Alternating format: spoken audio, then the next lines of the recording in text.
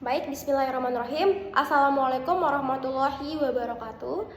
Perkenalkan, nama saya Marsa Handa dengan NIM 23211015, Prodi Pendidikan Matematika, Fakultas Sains Teknik dan Terapan, Universitas Pendidikan Mandalika.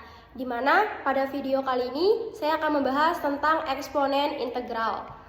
Kita lanjut saja. Pada eksponen integral itu berisi tentang definisi 3.11. Misalkan G adalah suatu grup dengan operasi biner yang ditulis sebagai perkalian. Untuk setiap A elemen G, kita mendefinisikan eksponen integral non-negatif. Lanjut ke slide berikutnya, di mana slide berikutnya berisi tentang A pangkat 0 sama dengan E dan A pangkat 1 sama dengan A. Di bawahnya, A pangkat K plus 1 sama dengan A pangkat K dikalikan dengan A untuk sembarang bilangan bulat positif K.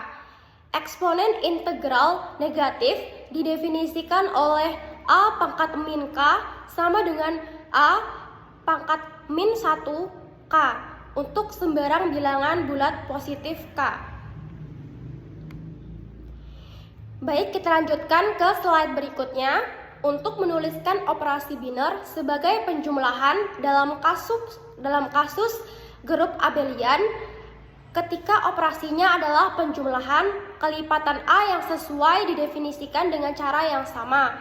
Notasi perkalian dari A pangkat 0 sama dengan E, aditifnya 0A sama dengan 0. Notasi perkalian A pangkat 1 sama dengan A, aditifnya 1A sama dengan A. Dan notasi perkalian dari A pangkat K plus 1 sama dengan A pangkat K dikalikan dengan A. Maka aditifnya dalam kurung K plus 1 tutup kurung A sama dengan KA plus A.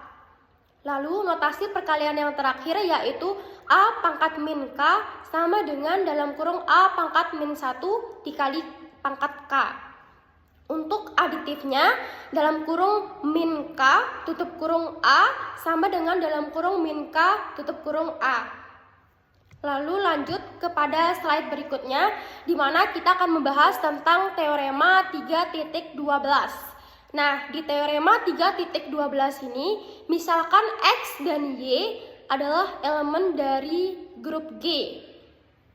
Dan misalkan M dan N menyatakan bilangan bulat, maka yang A itu X pangkat N dikali dengan X pangkat min N sama dengan E atau lambang dari identitas.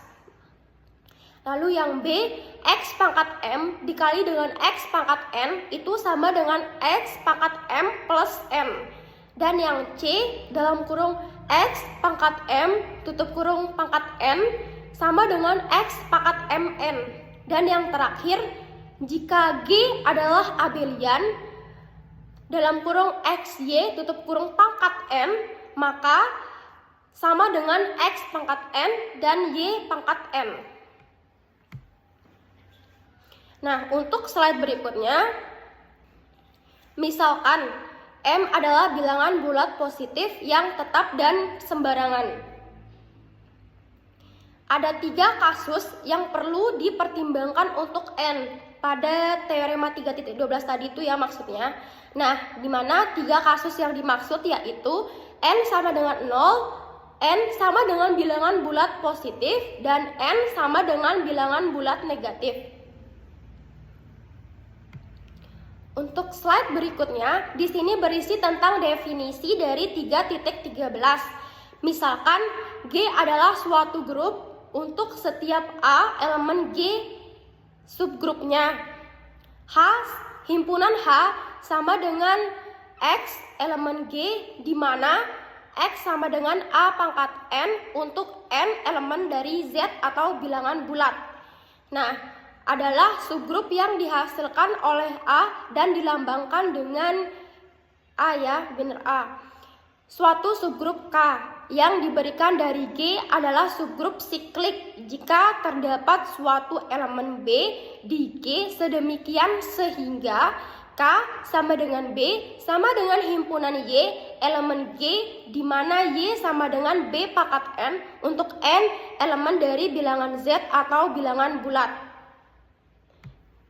Nah, untuk slide atau contoh berikutnya itu berisi tentang contoh 7 di materi eksponen integral ini, di mana misalkan G adalah suatu grup dan misalkan A adalah elemen dari G.